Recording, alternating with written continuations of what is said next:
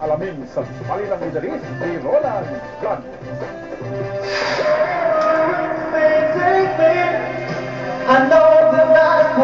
Isa lamang si Kenneth Tom Sawyer sa 10 kalahok sa Grand Finals ng Saudi Arabia Pop Icon 2009.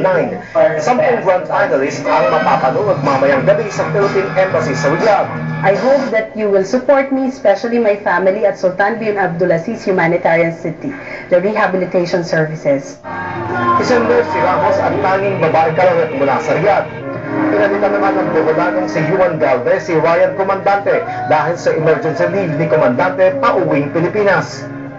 May buntag sa inyong tanan. This is not my fight, but this is our fight. Bisaya to. Mga kababayan ko dyan sa Nueva Ecija, mga kababayan ko sa Quezon City, at yung kasamaan ko sa OCWMMI, pumunta po kayo doon, supportahan niyo po ako. Maraming salamat po.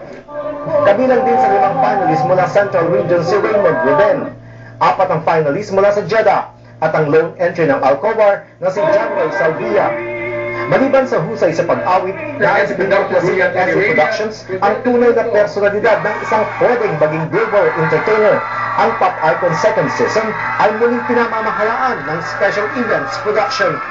Nagbabalita sa Middle East, Roland Blanco, Riyadh.